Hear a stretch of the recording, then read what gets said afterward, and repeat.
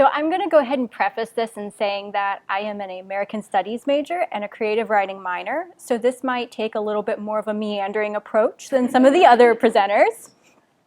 But my name is Savannah Etzler, and this summer I interned with Shalom Farms here in Richmond. Shalom Farms is a nonprofit interested in food justice, with one location in Powhatan and the other, where I worked, in Richmond's North Side community. On the organization's website, they say, the mission of Shalom Farms is to work with communities to ensure access to healthy food and the support to live healthy lives. On their 2 farms, they grow a variety of produce, which is then distributed through their different programs, the Healthy Corner Store Initiative, the Mobile Market, and the Prescription Produce Plan. I worked solely on the farm, where I helped with all sorts of tasks that came up, such as harvesting, planting, leading volunteers, feeding and pruning plants, as well as anything else that came up. Before I go any further, I wanted to briefly point out the 4 books that had the biggest impact on my summer experience.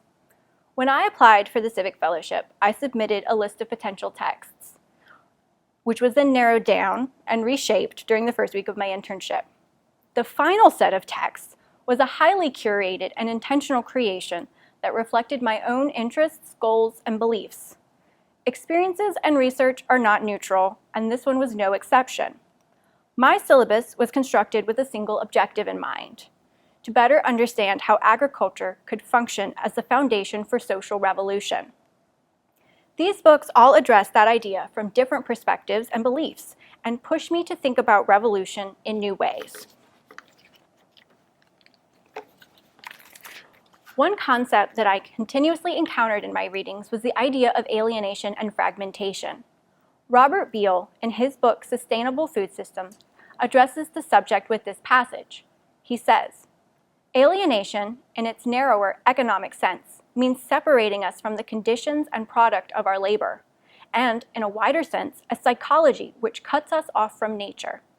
It also cuts us off from the consequences of our acts. This last point being so important to food systems, where people are deprived of responsibility or knowledge of where their food comes from. Wendell Berry approaches the subject from a broader perspective. He says, to be instead alive primarily to ourselves and to the centrality of the future to this peripheral self is to withhold ourselves from the present and from everything that is present with us, our families, our neighbors, our places. Above all, it is to withhold ourselves from our places. These 2 passages describe the cultural alienation our society faces. Alienation from the materials surrounding us, nature, the present, and each other. Alienation and fragmentation are symptoms of an economic and social culture which has systematically devalued labor, particularly manual labor, controlled the distribution of knowledge through specialization, and ultimately destroyed our relationship with the land. This stems from a capitalist preoccupation with profit, efficiency, and limitless production. Joshua Sabika, in his book, Food Justice Now, says, agriculture and corporations profit not only from environmental degradation, but upon the exploited labor that the system relies. To reiterate, humans dominate each other as a prerequisite to dominating nature. This suggests that in order to combat exploitation of laborers and prevent further damage to the environment, we must fundamentally change the agricultural system to value cooperation between humans and nature over profit.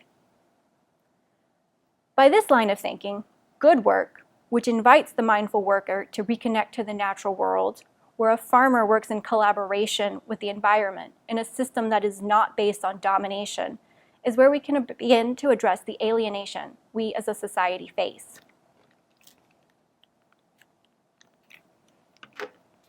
I sought out this internship because I wanted to do something real, something with my hands. I wanted to gain a skill set that I could take with me wherever I went, and that would allow for me to provide for myself one of the most basic necessities for life, food. Embedded in my motivation already was some understanding of our cultural alienation, and it was that acknowledgement and resulting intentionality that allowed me to begin to understand and combat my own fragmentation. Throughout this experience, whenever I've been asked to think about what I have learned, either in our fellows' talks or in the written requirements, I've always tended to reflect on notions of personal development. I'm not sure if that's just the nature of the program or where I am in life as someone about to graduate in December, but that's always the direction I've tended to take it. For me, farming became a practice. Farming is tedious, repetitive, and can very easily become mind-numbing. Every day I pushed myself to use that time for reflection and not allow myself to think of it as drudgery. Some days were harder than others.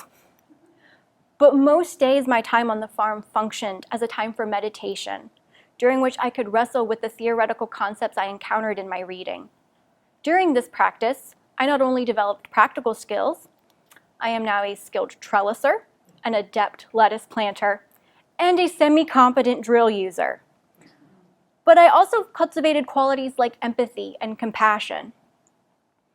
Coming into this internship, I felt disconnected from any sense of place, and so it was a goal of mine to sort of resituate myself in the physical world. And so this hope to rebuild my relationship with the earth helped me to develop the empathy required to break down the divides that separate us from nature and each other. There was this one day that was really hard. I accidentally stepped on a little field mouse underneath the landscape fabric, and I knew I couldn't just leave it. So I went, got the shovel, and took care of it. It was brutal because it actually took a couple of tries for it to die. But then I scooped up its little body and took it to the compost pile. I'll be honest, I did cry, and I was lost in contemplation for the rest of that day. One motion can speak so loudly. I couldn't save the mouse. In fact, it would have been pretty silly for me to try. Its individual role in our system was pretty tiny, but great or small, human or mouse, all living creatures have their part to play.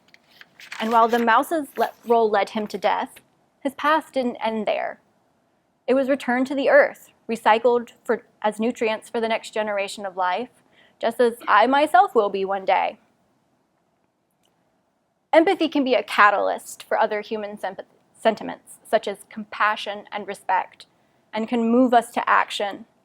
Sometimes that action may be laboring in the heat to support a community, and other times it may be as small as putting a dying mouse out of its misery.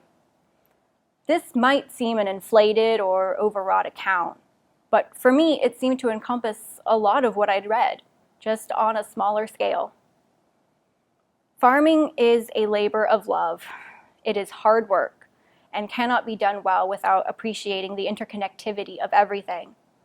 Land connects us to the past and the future. Food connects us to nature and each other, and nature connects to us all. And it is this understanding that yields a worldview of wholeness. But that worldview can't be built without immersing oneself into the full experience and practicing an empathetic mindset. I don't think there's a way to fully separate the theoretical from the experiential. They're both necessary. Without the academic perspective, farm work can be, and oftentimes is, exploitive, draining human energy and the earth's resources. But the theoretical cannot do all the work either. In both cases, intention becomes the linchpin. Full growth requires abstract knowledge dealing with larger subjects like social and environmental issues, as well as practical knowledge gained from hands-on experiences. One without the other just leads to more fragmentation.